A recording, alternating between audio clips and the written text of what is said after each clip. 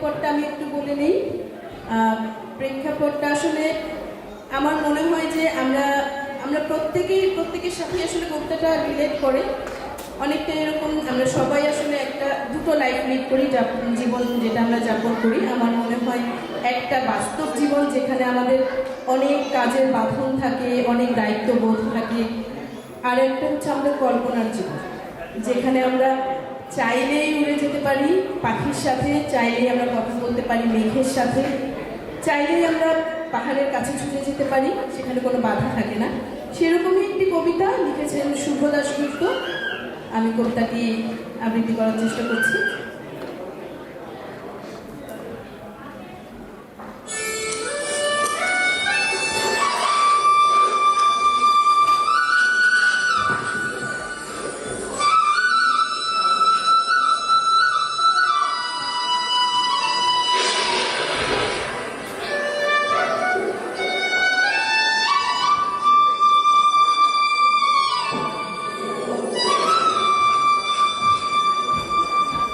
মেঘ বলল, যাবি অনেক দূরে গেরুয়া নদী, অনেক দূরের একলা পাহাড়, অনেক দূরে গগন সেবক, গেলেই দেখতে পাবি।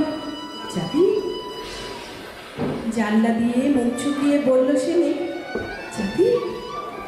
আমার সঙ্গে যাবি? দিন ফুরিয়ে রাত ঘনাবে, রাত্রি গিয়ে সকাল হবে, নীল আকাশে উড়বে পাখি, গেলেই দেখতে পাবি। যাবি? আমার সঙ্গে যাবি? শ্রাবণ মাসের একলা দুপুর, মেঘ বলল, যাবি? আমার সঙ্গে যাবি? কেমন করে যাব রে মেঘ, কেমন করে যাব? নিয়ম বাঁধা জীবন আমার, নিয়ম ঘেরা এধার ওধার, কেমন করে নিয়ম ভেঙে আমি এ জীবন হারাবো? কেমন করে যাব রে মেঘ, কেমন করে যাব? মেঘ বলল, দূরের মাঠে বৃষ্টি হয়ে ঝরব, সবুজ পাতায় পাতায় ভালোবাসা হয়ে ঝরব, শান্ত নদীর বুকে আনবো জলোচ্ছ্বাসের প্রেম, ইচ্ছে মতন বৃষ্টি হয়ে ভাঙবো, ভেঙে পড়বো। এই মেয়ে, তুই যাবি? আমার সঙ্গে যাবি? যাব না মেঘ, পারবো না রে যেতে। আমার আছে কাজের বাঁধন, কাজেই থাকি মেতে। কেবল যখন ঘুমিয়ে পড়ি তখন আমি যাই, সীমার বাঁধন ডিঙিয়ে দৌড়ে এক ছুটে পালাই, তখন আমি যাই। স্বপ্নে আমার গেরুয়া নদী, স্বপ্নে আমার সুনীল আকাশ, স্বপ্নে আমার দূরের পাহাড়, সব কিছুকে পাই।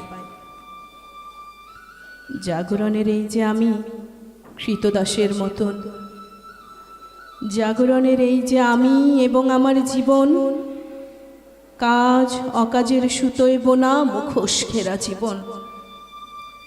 তবুরে মেঘ, যাব একদিন ঠিক তোরই সঙ্গে, শ্রাবণ হাওয়ায় উতল রঙ্গে, যাব রে মেঘ যাব। সেদিন আমি শিমুল পলাশ ভিজব বলে যাব, পাগল হাওয়ায় উতল ধারায় নিজেই খুঁজে পাব। যাব রে মেঘ যাব, যাব রে মেঘ যাব, যাব রে মেঘ যাব। ধন্যবাদ।